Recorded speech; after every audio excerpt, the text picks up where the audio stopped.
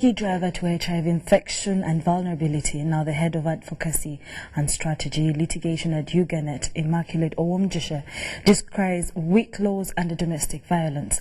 This calls for setting up strong implementable policies in the fight against these intertwined challenges. Let's take a look. You need to discipline your wife. You need to, touch her a bit and you tackle her and you beat her somehow. To really streamline her, to enable her really get on the line.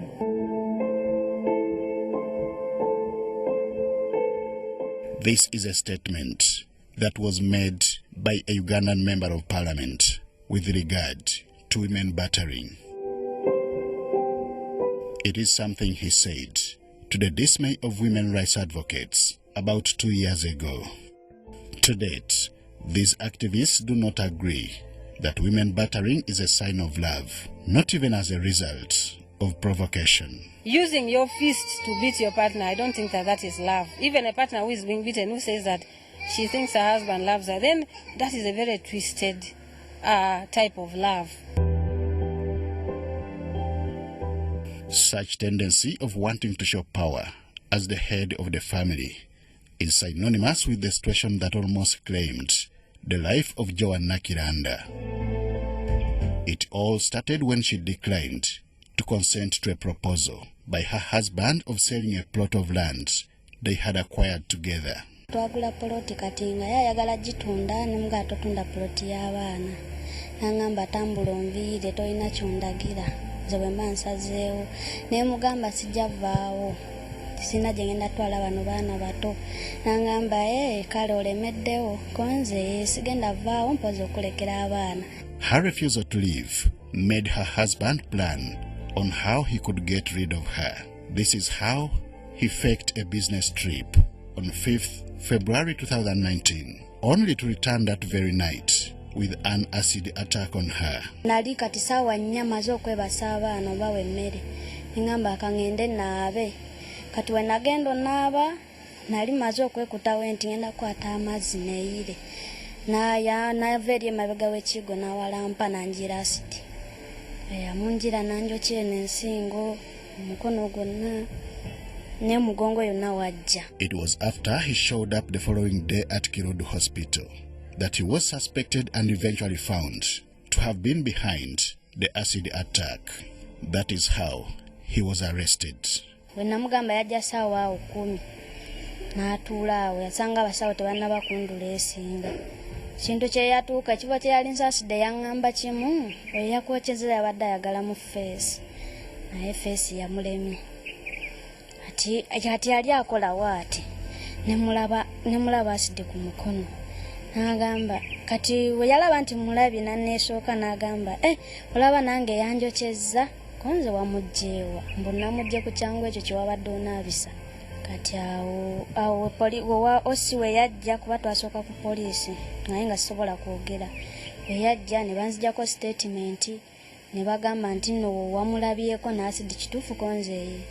Ne bagendayo mmukwata era we baagenda ne bamukebera kituufu ng'alina asidi era ne bankuba ne bagamba kituufu yeeye yakwokyezza alina asidi ate tumubuuza ekyangu embu yakisudde kasasiro. Tumugamba tutwale kasasiro ekiri mu kasasiro ate bamwokyezza ate nga baali tebannayo kya kasasiro. 22-year-old Joan Nakiranda is just one of the many cases received here at the Bwaise gender-based violence shelter run by Action Aid. About 30 to 50 women report different cases of abuse, top among them being non-family maintenance, defilement, sexual and physical assault. All avenues of justice are pursued, but not in isolation. We work with what they call the referral pathway. So in the referral pathway, we have the police, we have the health sector, we have cultural leaders, we have religious leaders, all types of people who are providing services in responding to violence. In this routine, it has also been discovered that gender-based violence is not only confined to women, as it does affect men too. Some of the cases they report is in relation to a few report physical violence, others emotional violence, And others just maybe abandonment when the spouse runs away with the children. And then there's also the case of child custody, where the husband also wants to be part of raising the children, and maybe the female spouse has sidelined him. Such violence is evidenced in this video, taken from a scene of a terrible fight.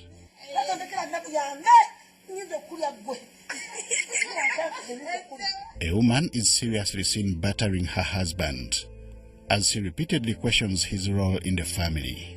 The 2018 annual police crime report indicated a slight increase in death by aggravated domestic violence from 361 in 2017 to 362 in 2018. Some of the cases could have had a bearing on the existence of HIV in some families. Similar cases of this nature are also handled here at the GBV shelter in Bwaise.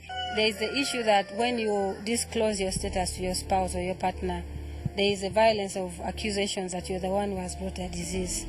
So there is that threat.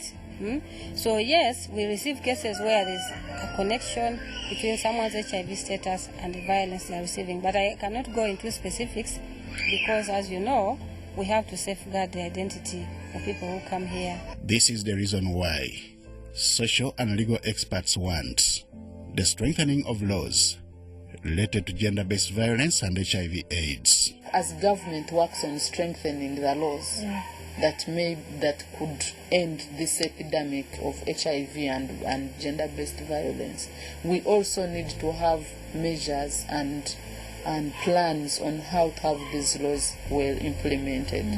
Violence can fuel HIV and HIV can fuel violence. In my case, HIV fuels violence, but others, violence fuels HIV. So it is just a cycle. One leads to the other. But as Parliament resumes business in early 2020, experts want the Sexual Offences Bill seriously scrutinized. We are seeing HIV again appearing there as an aggravating factor in terms of where a person commits an offense even before you're proven guilty by the fact that you're living with HIV, then your punishment goes up. It is already a high court case at the time of just even charging you. Gender-based violence causes harm that extends far beyond physical injuries inflicted, with ability to fuel the spread of HIV/AIDS. Henry Okurut, UBC. Thank you so much, Henry Okurut, on that insight on the relation between gender-based violence and HIV and AIDS. Moving on from that one